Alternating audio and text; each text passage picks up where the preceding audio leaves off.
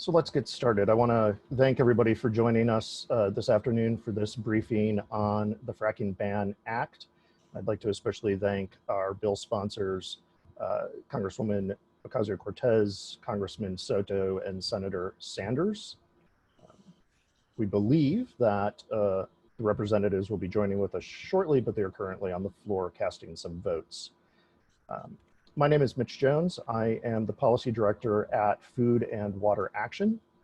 Food and Water Action is an organization that mobilizes people, regular people, to build political power to move bold and uncompromised solutions to the most pressing food, water, and climate problems of our time. And we work to protect people's health, communities, and democracy from the growing destructive power of the most powerful economic interests.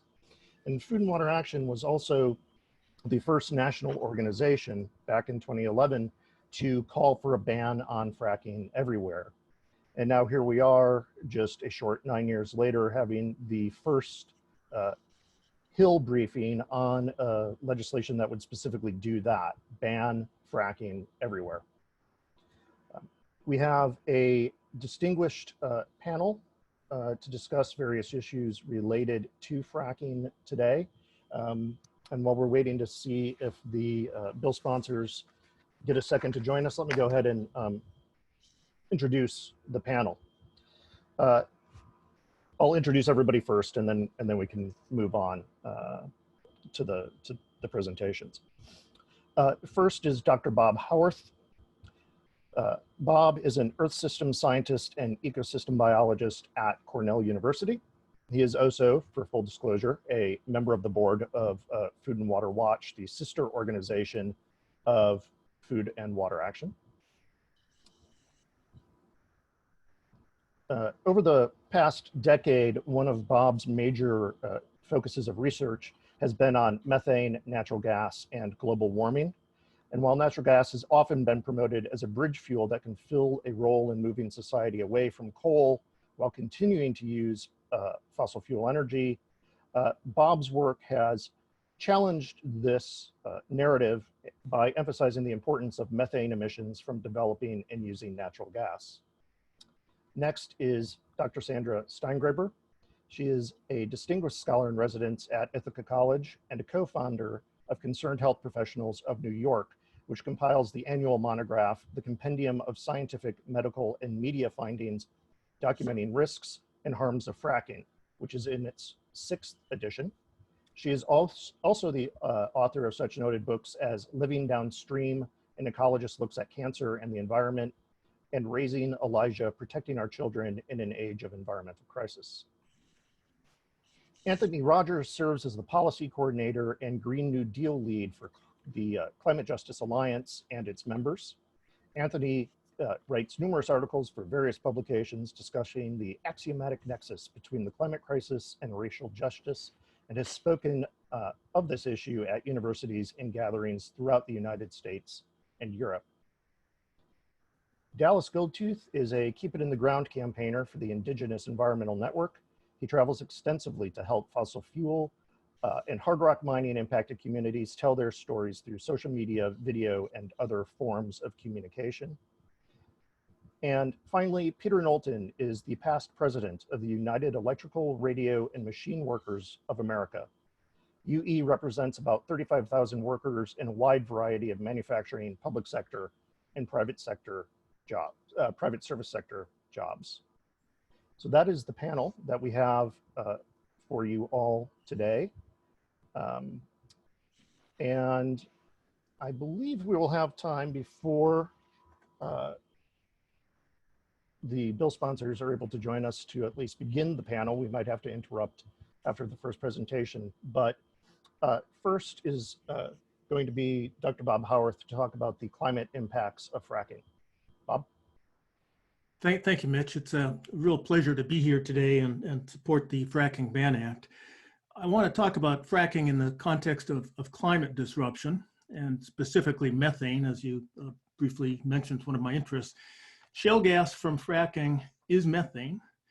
It's overwhelmingly methane, and methane is an incredibly powerful greenhouse gas. It's more than 120 times more powerful than carbon dioxide for the time that both gases in the atmosphere.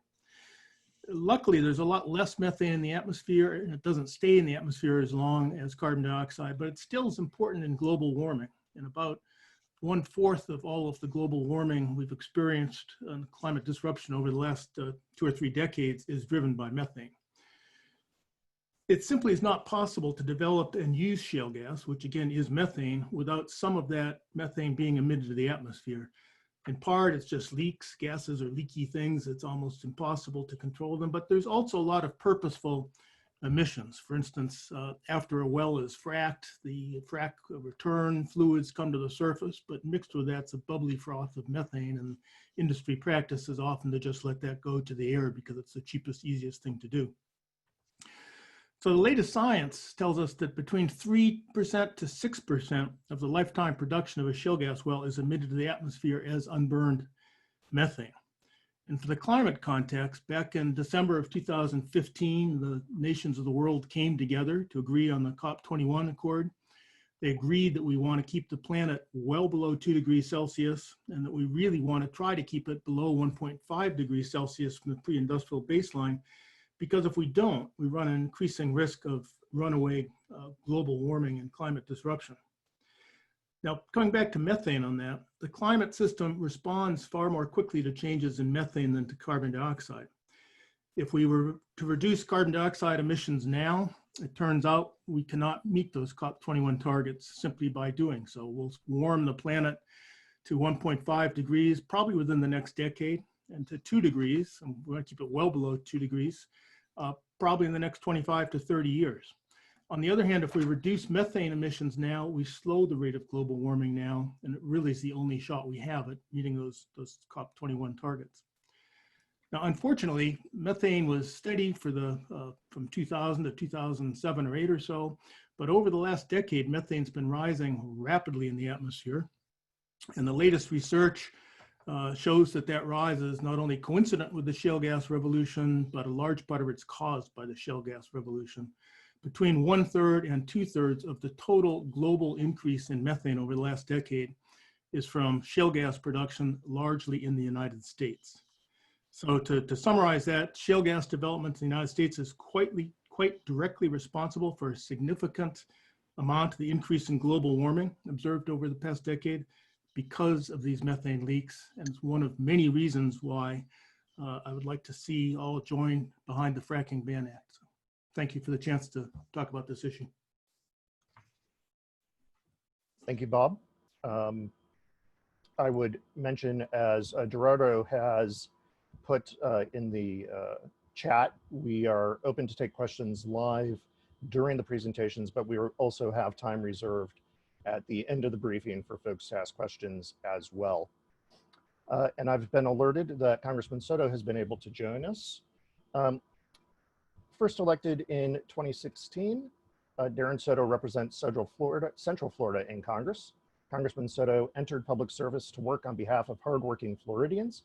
He served for a decade in the Florida legislature, where he fought to create high-paying jobs, increase access to higher education, and to ensure clean water, land, and air for his constituents, things he continues to fight for in Congress.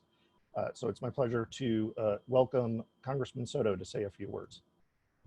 Thanks, Mitch, for having me, and it's an honor to co-introduce the fracking ban with my colleague, Congresswoman Alexandria Ocasio-Cortez, and Senators Sanders, Merkley, and others. We know the damaging effects that fracking has already had on our environment.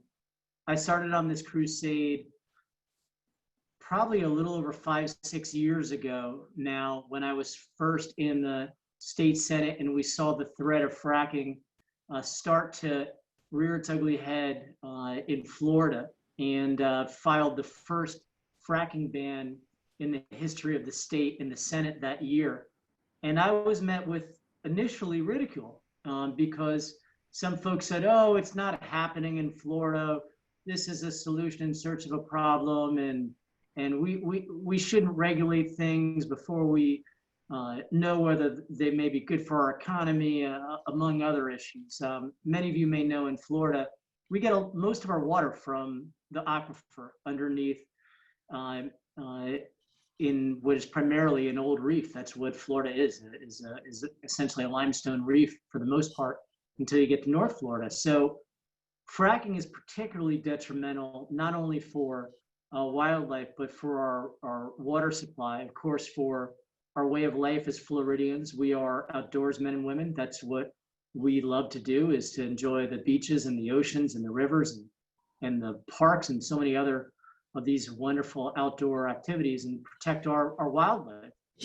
And what happened is they found out that there were attempts only a few months after I filed the bill. And even worse, one was in the Panhandle, which was not as environmentally sensitive, but the other was right in the Everglades region.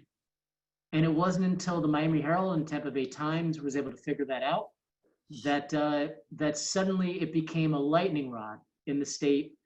And it forced even Governor Rick Scott at the time to have to pull those permits because Floridians on both sides of the aisle were outraged. Now, we never did get that ban passed, but there's been a de facto ban ever since because no new permits have been issued because Floridians, Democrats, independents, progressives, and some of our allies who are conservationists and outdoorsmen and women on the Republican side. And so I come from that perspective as we take this nationwide, that I worry as people are relying more heavily on gas over time, that there'll be a prolonged addiction to fracking, which can poison our waters, which can hurt our public lands as we get towards what we know we have to do, which is to 100% carbon net neutral, to get to renewable energy. We're seeing even in my hometown of Kissimmee, 2 weeks ago, they finally were able to say that 100% of the buildings in my hometown are powered by renewable energy. We just opened online 2 new solar farms, one in the district, one right next to the district over the last 3 weeks as well. So we need to continue this march for so many reasons that you all understand already. One, because of the existential threat of human-caused climate change and how America needs to lead again in that effort for the entire planet, but also for our quality of life and for our water supply, for our wildlife, and so many other reasons that I know a lot of you care nearly and dearly about. So that's the primary reason why I've decided to not only co-sponsor, but to co-lead on this effort, along with Congresswoman Cortez, my fellow Puerto Rican in the House, who has been an amazing young leader, and it's been a point of pride for so many Boricua across the nation to see really the next generation of Puerto Rican leaders step up as well in an area that many of us feel very strongly about, both on the island and in the diaspora, which is protecting our environment. So thank you everybody for having me, and I look forward to hearing some of the discussion. And you're gonna have to forgive my colleagues. We're gonna be in and out because we have votes all day today. So we're doing our jobs while we're also participating in this. So please give courtesy and flexibility to my colleagues, including in the Senate, because we're all gonna be coming on and off on the call.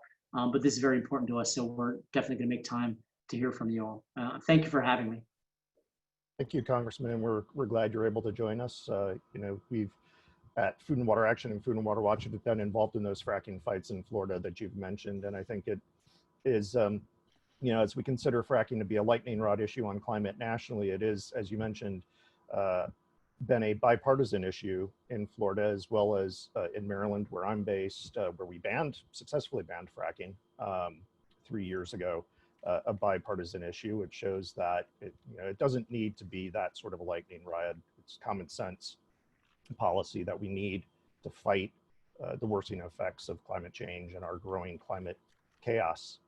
So again, thank you for joining us, and thank you for introducing this bill. My pleasure. It looks like Congresswoman Ocasio-Cortez is still delayed, so let's move on with the panel. Next is Dr. Sandra Steingraber. Sandra?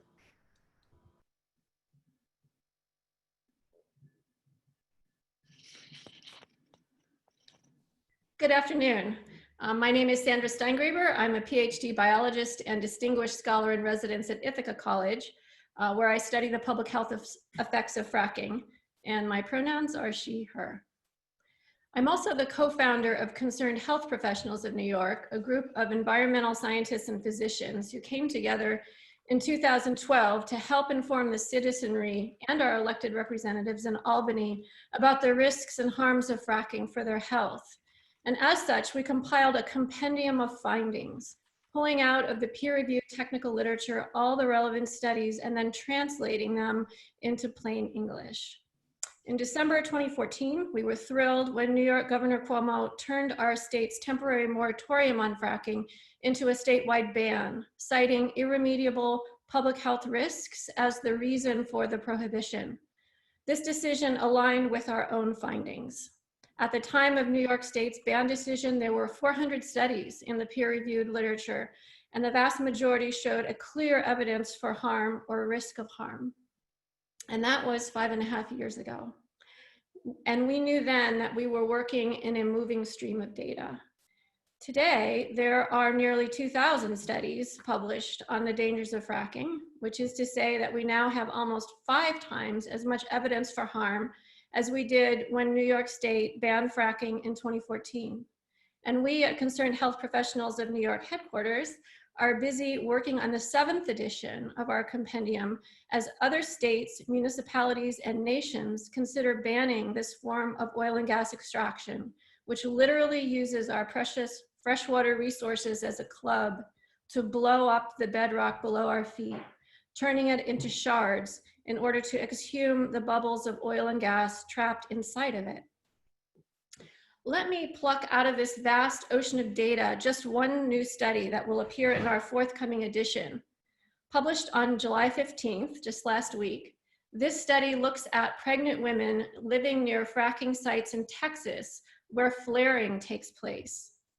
Flares look like giant Bunsen burners in the earth, and they're used to burn off excess methane, and they are a necessary part of fracking infrastructure because, among other things, flaring controls pressure, so preventing explosions and blowouts. But in the process, flaring creates toxic air pollution, including the reproductive toxicant benzene.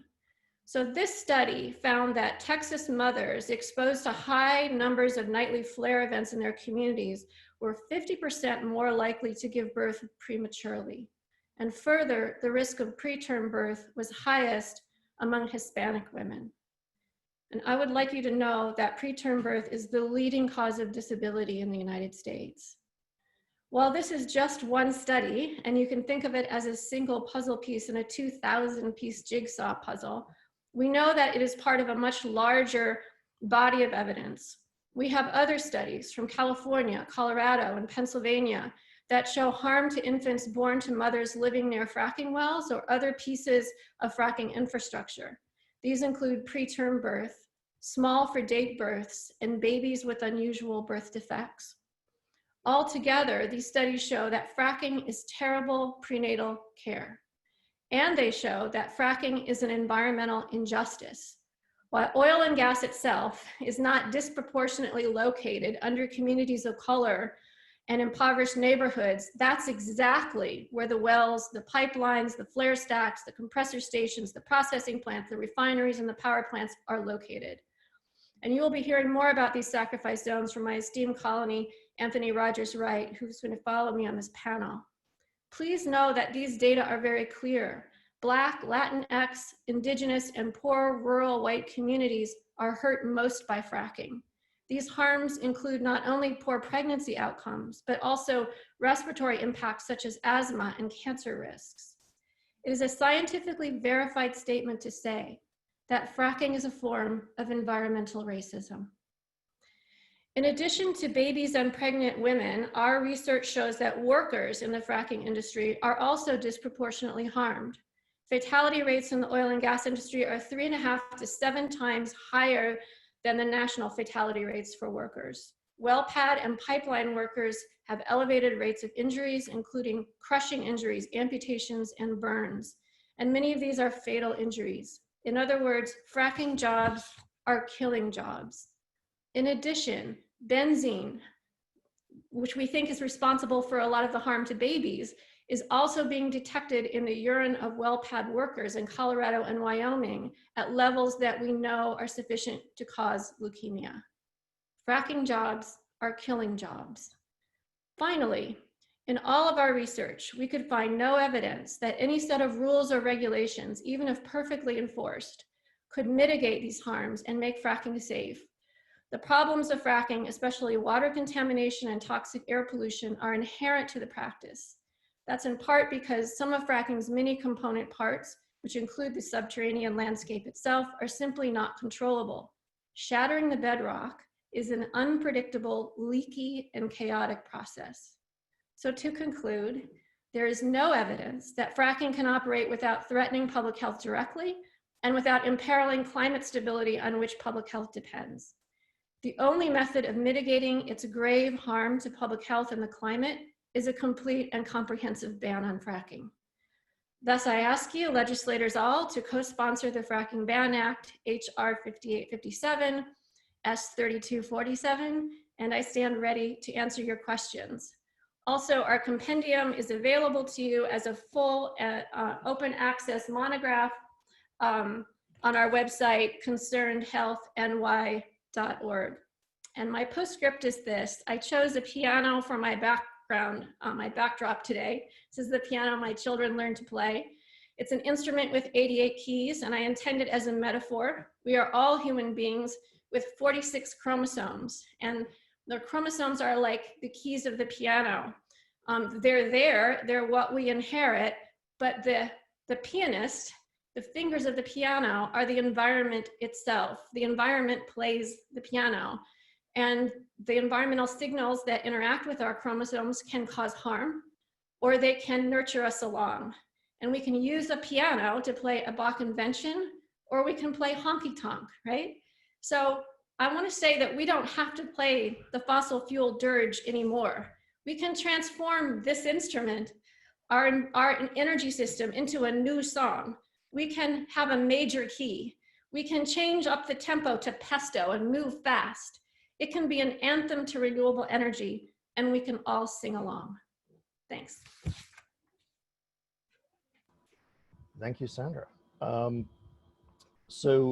Representative Ocasio-Cortez has been able to join us. So before we move on to the rest of the panel, I'll take one brief second to introduce her.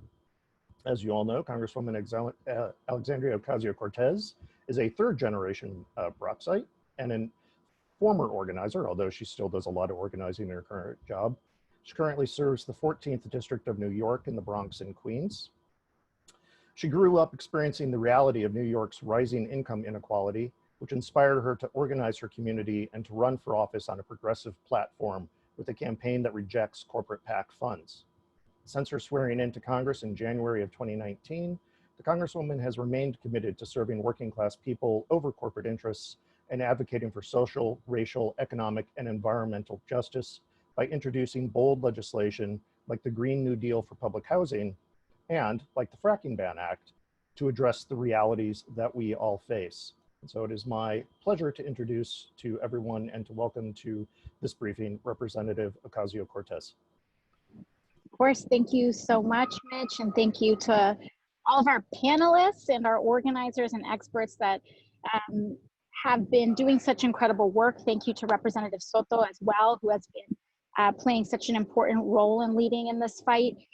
Listen, we don't need fracking in America. It's not necessary.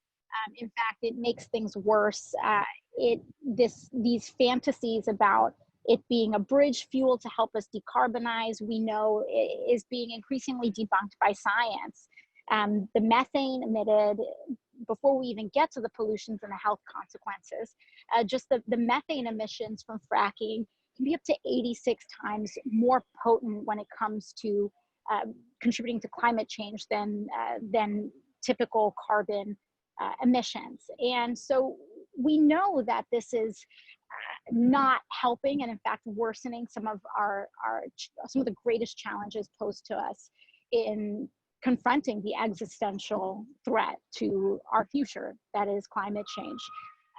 But importantly, one of the arguments that we very consistently hear is that it's not possible, that we cannot decarbonize our economy without moving through some stage of fracking first.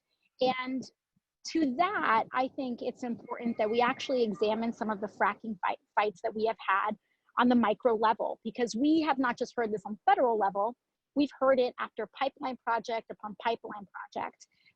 You know, I hail from the state of New York, where famously there was an enormous campaign to stop fracking here in the state. And as we know, when these pipelines go up, they do not go up in affluent communities. They are not built predominantly in white communities. If they are lower income white communities, but they are almost always routed through the most vulnerable communities, communities that are deemed as disposable. And I know even before I ran for Congress, when I was working with young people in the Bronx, before the moratorium was actually announced on fracking, I started to notice that there was this organization that started to make all of these very large kind of charitable contributions in the community. And I started to look it up, and it turned out that it was a Canadian gas company. And I remember thinking, gee, why on earth is a Canadian gas company donating to charter schools and all these other kinds of organizations? And it turned out it was because since there was an original fracking pipeline that was scheduled to go through almost every other community, that every other community had the resources, the time, and the transparency to fight against it. They were going to try to set up to route this pipeline underneath the Bronx or going through areas of Brooklyn. Even quite recently, we were able to claw back against the proposed pipeline that technically was not in the state of New York, but it was in waterways surrounding the state. And we heard the same arguments that, you know, New York, our energy is going to skyrocket in price, that it's going to cost families, you know, thousands of dollars a month if we don't get this fracking pipeline through. What on earth are we going to do? Well, when we halted it, what happened? None of those things. The Chicken Little about energy prices never came to be in that scenario. And frankly, if we do want to address the costs of energy, there are plenty of renewable ways that we can address that. And so we saw that, we're seeing it with the Keystone pipeline, we're seeing it, we saw these confrontations and these inequities bear out at Standing Rock, we're seeing it in our backyards, we're seeing it in Pennsylvania, and in states in communities across the country. And so I just want to commend and thank each and every one of you for being a part of this fight. It is not pie in the sky. It is not unrealistic. It is not some dreamy-eyed tale. This is reality. And the more that we make that case and the more that we pass legislation that not just puts a stop to activities that are endangering our community, but also just starts to make fracking obsolete, the better off we'll be. And I thank each and every one of you for leading in that fight. Thank you, Congresswoman, and thank you obviously for introducing the bill along with Congressman Soto and Senator Sanders in the Senate. We thank you for your advocacy, and we thank you for taking the time to step off the floor. We know that you've got rolling votes going, and thank you for joining us. Of course, thank you.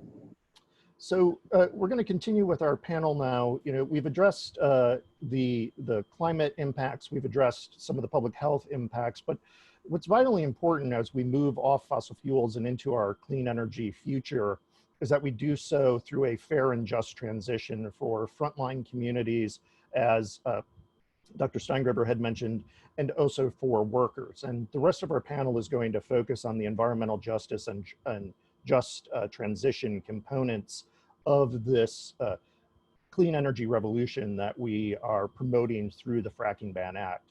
And so the first of the panelists that I will be introducing to talk about these issues in particular is Anthony Rogers-Wright. Anthony? Thank you so much, Mitch. And I definitely do want to give a shout out to my brother, Representative Soto. It's good to see you again. It's been some years since we were fighting together in Florida when you were in the state assembly. Thank you for being an ardent climate champion and really pushing the envelope, helping us get fracking banned in many cities and counties throughout your great state. So it's great to see you again. And of course, it's really an honor to be with these esteemed panelists. Dr. Steingraber, love you. Thank you so much for all of your work. It's always great to share space with you. And I'm very honored to share space, as always, with my good brother, Dallas Goldtooth from Indigenous Environmental Network. That said, Representative Ocasio-Cortez did talk about some recent victories, including the Dakota Access Pipeline. I also want to go back to the Atlantic Coast Pipeline, which also has been scrapped. When they were denied a permit, part of the federal judge's statement said that environmental justice is not a box that can just be checked off. And they were, of course, spot on with that. This is a primary issue for frontline grassroots communities who are literally fighting for our lives because our communities have been rendered sacrifice zones by the fossil fuel industry and other pollutive industries, as Dr. Steingraber pointed out earlier. To that end, at the Climate Justice Alliance, we talk about getting to the root causes of the climate crisis, which include white supremacy, patriarchy, and colonization. To that end, there is no safe way that you can do fracking. Fracking represents all three of those things. It has been stated before in a very myopic way that fracking is some sort of bridge fuel away from coal, when in fact it is a gangplank to climate catastrophe and increased environmental racism. We've been talking about the air impacts. The science tells us that methane gas is 80 times to 100 times more heat trapping than carbon dioxide in the short term. Right now, when we've been told that we have 8, maybe even less years to address the climate crisis to avert breaching the 1.5 degree threshold, we know that that short amount of time is even more critical. So I also want to talk about the profligate use of water that also goes into fracking. By some estimates, 9.6 million gallons of water are utilized for one fracking well. And this has all kinds of implications for indigenous sovereignty, which my brother Dallas is going to get into in a moment, but also for our food systems, including agriculture, and just at a time when we are talking about racial justice and access to fresh water for all species of the planet, including Black, brown, and indigenous people. It absolutely makes no sense at this time to be using that much water to poison our air and to poison our land. Studies have also come out, as we know, that if you are Black, brown, or indigenous, you have a 3, 4, 5 times more likelihood to be situated, not just near fracking operations, but also near to fracking waste. So this all proves, as my good friend Hop Hopkins once said, is that you can't have climate change without sacrifice zones. You can't have sacrifice zones without dehumanization. What we're saying now is that we just can't afford for this harmful practice to continue. Representative Ocasio-Cortez did state that we do have all kinds of renewable options. But as we are shifting away from the fossil fuel or the extractive economy, as we call it at CJA, to the regenerative economy, it is extremely important that we center workers and their communities. We're hearing more and more that oil and gas industries are just going down, faster than the New York Mets do during a baseball season. And this has direct impacts on workers and their communities. When we talk about just transition, and we are blessed at the Climate Justice Alliance to work with the framers of just transition, including Dallas's dad, Brother Tom Goldtooth, and Jose Bravo from the Just Transition Alliance. We're not talking about just a transition. We're talking about fairness for workers, and we're also talking about making sure that they have healthcare, making sure that they have training, and making sure that we're investing in a renewable energy economy such that they're not taking massive pay cuts, for solar installation or wind installation. So this is just extremely, extremely important that we really do understand what we mean by just transition. Unfortunately, over the years, that term has been somewhat co-opted and taken away from its the original framing of it, which has caused a little bit of tension between our groups and labor, who we absolutely love. We understand that we cannot get to a regenerative economy without bringing our sisters and brothers from labor along. So just transition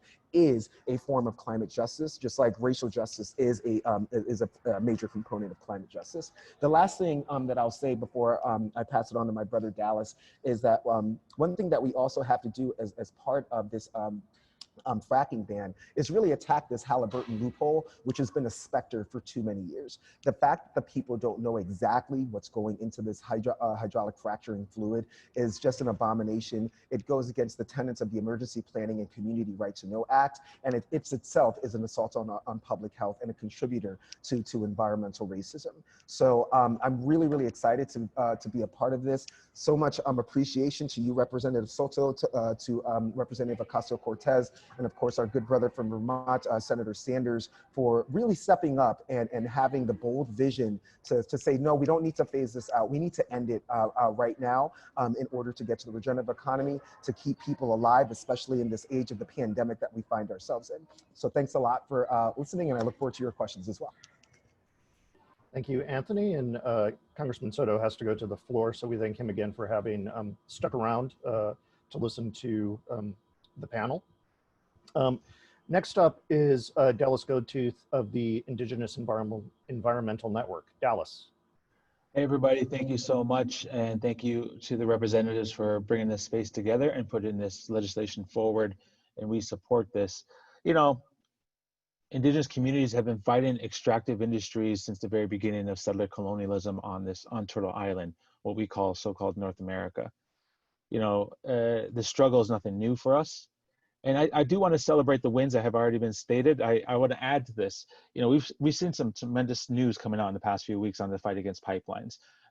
Dakota Access Pipeline getting ordered to get shut down. Atlantic Coast Pipeline, the company's dropping out, completely canceling that project. And then Keystone XL getting further delays. And I want to emphasize that those wins, there's a vast amount of people who've been involved in that, but we cannot ignore the fact that it was Indigenous and Black organizing that really gave the push to make sure these wins happen. And running the numbers, I'm not no scientist, but just talking to folks and running the numbers, just those 3 pipelines alone, stopping them and delaying them, Indigenous and Black organizing has been able to stop or delay over 350 million tons of greenhouse gas emissions. That's equal to 72.9 million cars every year. That's actually equal to more cars that are made, there's passenger cars made last year. And so Indigenous and Black frontline organizing has been doing some tremendous work to not only protect their communities, their waterways, their bodies, but to also protect the future of all life on this planet. And it's so amazing to see our allies, not only in Congress, but our allies who are just everyday citizens who are standing up to protect that same future. It's absolutely necessary for us to do so. And I think about oftentimes that I'm working with frontline communities who are dealing with the industry knocking on their door, who are literally have bulldozers outside their homes trying to get access to land. And so as we look towards, you know, a rapid just transition away from fossil fuels, we have to look towards what are we trying to build towards. You know, within Indian country, it's absolutely necessary for us to support renewable energy development across Indian country. There's a lot of tribes out there, a lot of Native American Indian tribes who are heavily dependent upon the fossil fuel industry itself as a source of income. And so we definitely have to have that conversation to see how we are supporting them to wean themselves off of that extractive industry and go towards renewable, sustainable energy. You know, a major part of that discussion is how do we support the creation of tribal utilities within tribal nations so that they have access and they control their own electrical grid systems. And I want to make sure that should they be connected to the greater national electric system, we have to make sure that it's not a colonial system that we're seeing right now. We have to really change the entire structure of the way this country operates in order to make a better future for all of us. I want to point out that tribal lands have an estimated 535 billion kilowatts a year of wind power generation potential. Tribal lands have an estimated 17,000 billion kilowatt year of solar electricity generation potential. That's about 4.5 times total the US annual generation. And you know, we're seeing people doing this. I think that's the thing that we have to remind ourselves is that there are communities who are already leading the way in just transition. If you look at the Navajo Nation, we've seen some shutdowns of some major coal-fired power plants in the Navajo region. And the tribe is looking at how do we use the sun that's there to feed our people, to power our people, and how do we actually help support the workers transition out of these jobs. So I'm just here to say thank you for sharing this space. Thank you for us to continue to push for something better, and to really make sure that frontline communities, indigenous communities, and tribal nations are involved, not only, you know, as spokespeople and people to put in front of the cameras, but also are involved in the actual creation of the legislation itself, because our communities are leading the way. And so I thank you again to the representatives to pushing this forward, to have an open dialogue with our frontline communities to make sure that we see a just transition now. So that's all I have to say for at this point. Thank you so much. Thank you, Dallas. And I would just highlight for folks in the chat, Anthony has reminded us all that Labor Network for Sustainability, which is a CJA member, and which is a close ally in all of these campaigns, and who unfortunately couldn't join us today. There were conflicts. We'll be holding the Just Transition webinar tomorrow night at 8 p.m. Eastern, and the link to register for that webinar is in the chat. So thank you for that, Anthony. As Anthony actually had mentioned earlier when he was speaking, a key component to a fair and just transition off of fossil fuels obviously has to be focused on workers and on organized labor. And our final panelist of this afternoon is Peter Knowlton, who just as a reminder is the past president of the United Electrical, Radio, and Machine Workers of America. Peter? Thank you very much, and thanks for pulling this panel together. This has been it's very instructive for me, and I've already learned a ton, and hope I can lend to the discussion. What I'm going to talk about applies to fracking, but it also applies to the broader effort to transition from fossil fuels to renewables. And Anthony previously touched on some of the things I'm going to talk about, but I would like to highlight something that Representative Alexandria Ocasio-Cortez said, which was basically not every job is beneficial to our communities. And we need to recognize that there are certain jobs in our communities that frankly do not benefit us. Building concentration camps does not benefit. Building an prison industrial complex does not benefit our communities. So there are definitely certain jobs that our society has an obligation to choose whether or not we think our people ought to be operating in those particular capacities. And fossil fuels to renewables is clearly part in the front page of that discussion. And there's this discussion needs to talk about how we do a transition that, as Anthony mentioned, is not just fair, not just, but is fair. My union, the UE, lost tens of thousands of members, and the US has lost millions of manufacturing jobs since the 80s. It was this era's most unjust transition of our national and regional economies. Peter, I'm sorry. Lost these jobs with 60 days or less notice. Peter, yes. I'm sorry to interrupt you, but I'm getting chatted that some people are having trouble hearing you. So maybe if you can move the microphone a little closer. Does that work better? Yeah, that's better. Thank you. Sorry about that. I'll try not to swallow it. All right, thank you. So workers lost these jobs with 60 days or less notice and little to no support other than the meager unemployment compensation most states provide. Workers lost health insurance, vacations, sick time, pensions, and the dignity and security of a decent paying union job. It devastated communities across the US who relied on these jobs for their prosperity. Just as an example, I live in New Bedford area in southeastern Massachusetts, a community of around 90,000 residents. Over 10,000 of the highest paid manufacturing jobs were lost in a 10-year period from the mid-'80s through the '90s. These unjust transitions devastated working families in our communities for over 15 years after the mid-'90s. Only been in the last few years that this area is starting to recover and get back on its feet. A just or fair transition recognizes these realities and addresses them to ensure workers and our families and the most marginalized communities are protected and defended.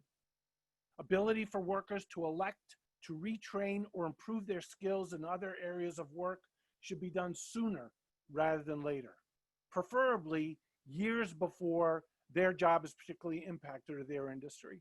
Right now, you get 60 days notice, and that is only if your job is shut down because of foreign competition. Workers should not lose pay or benefits during the transition.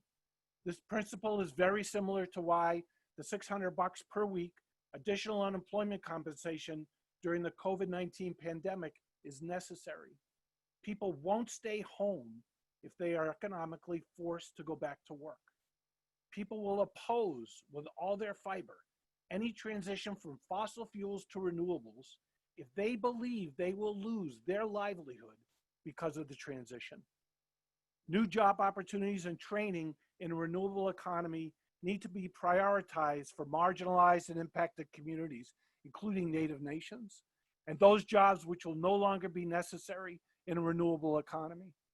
I worked in a Comprehensive Education and Training Act weatherization program, CETA, in Minneapolis in the late 1970s.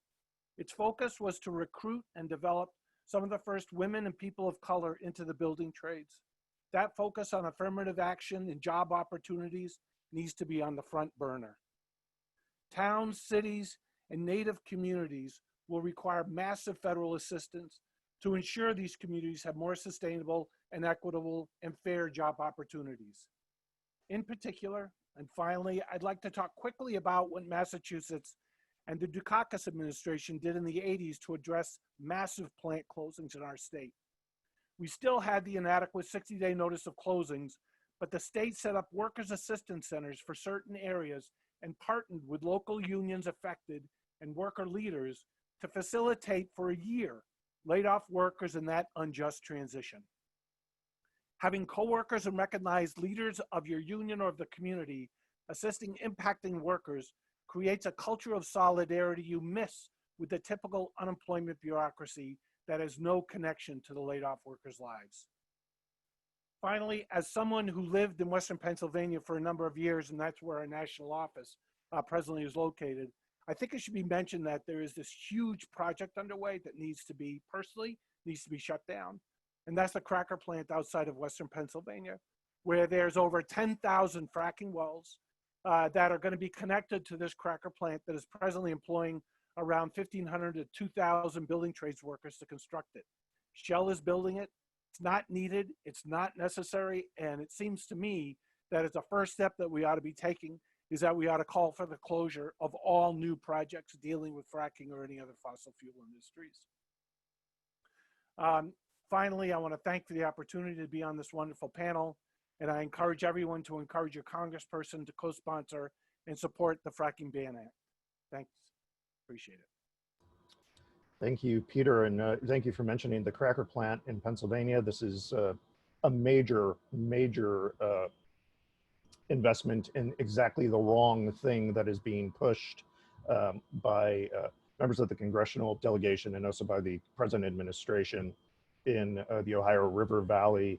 I would just say that last year, many of us worked with Congresswoman Omar and Jayapal to have an amendment attached to the appropriations legislation for the Department of Energy that reiterates that the loan guarantee program that is being used for storage hub that would be at the center of this is not actually eligible under that program. And we are hoping to have similar language again this year. And I would also reiterate that the Fracking Ban Act actually would ban those facilities as well. So again, Peter, thank you for mentioning that. It is a major campaign right now on the ground in the Ohio River Valley in southwestern Pennsylvania and also on Capitol Hill. And if anybody who's on the call would like to learn more about it, please reach out to us and we'd be happy to talk to you about it.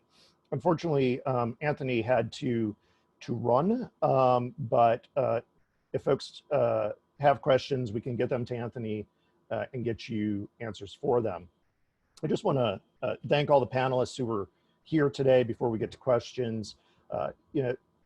Fracking is at the heart of the growth of methane emissions that we've seen in this country. It is driving the increasing climate chaos that we're seeing here, not only in this country, but around the world. And it is along with a fair and just transition, stopping fracking and stopping new fossil fuel infrastructure of all kinds must be at the center of comprehensive climate change legislation. The Fracking Ban Act itself is a central key component to that. And I again just want to thank everybody who was able to join us today. If there are questions, we do have time to take them. Additionally, I would like to point out that if you are a Senate staffer and you have questions about the Senate bill, or your boss would like to co-sponsor the Senate legislation, the proper contact is Katie Thomas in Senator Sanders' office. And if your boss is a House member who would like to co-sponsor, the proper contact is Gerardo in Representative Ocasio-Cortez's office. I believe the electronic Dear Colleague invite that went around for this briefing actually has a link in it for co-sponsorship for the House bill. So you could also just do it there. And Gerardo has just posted all of that. Thank you, Gerardo, into the chat. And Katie, you posted yours to all panelists, but I will go ahead and post it to the attendees as well. So there's the contact information for Katie as well, for anyone who is in the Senate. So again, panelists are still available, except for Anthony, if anybody has any questions.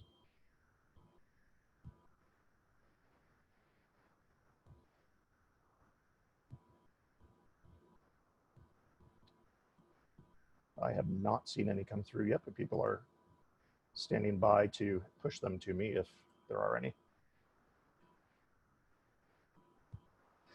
Yes,